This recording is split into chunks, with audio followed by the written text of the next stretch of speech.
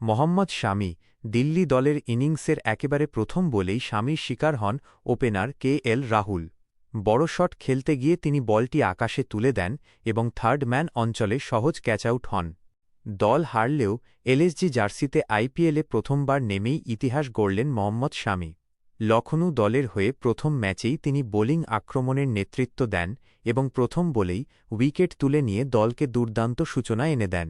তাঁর এই পারফরম্যান্স ম্যাচের শুরুতেই প্রতিপক্ষকে চাপে ফেলে দেয়। 0 রানে আউট হয়ে ফেরেন রাহুল, যা দিল্লির জন্য বড় ধাক্কা হয়ে দাঁড়ায়। এই উইকেটের মাধ্যমেই শামি গড়েছেন এক অনন্য রেকর্ড। আইপিএলের ইতিহাসে তিনিই প্রথম বোলার যিনি 5 বার ইনিংসের প্রথম বলেই উইকেট নিয়েছেন। এর আগে বেশ কয়েকজন বোলার 3 বার করে এই কৃতিত্ব অর্জন করলেও শামি একাই 5 বার করে সবার থেকে এগিয়ে গিয়েছেন। আইপিএলে এটি শামির ষষ্ঠ দল। এর আগে তিনি কলকাতা, দিল্লি, পঞ্জাব, গুজরাত এবং হায়দ্রাবাদের হয়ে খেলেছেন। নতুন মরশুমের আগে তাকে লখনউ দলে নেওয়া হয় এবং প্রথম ম্যাচেই তিনি নিজের গুরুত্ব প্রমাণ করে দেন। গত মরশুমে শামির পারফরম্যান্স খুব ভালো ছিল না। তিনি বেশি রান খরচ করেছিলেন এবং কম উইকেট পেয়েছিলেন।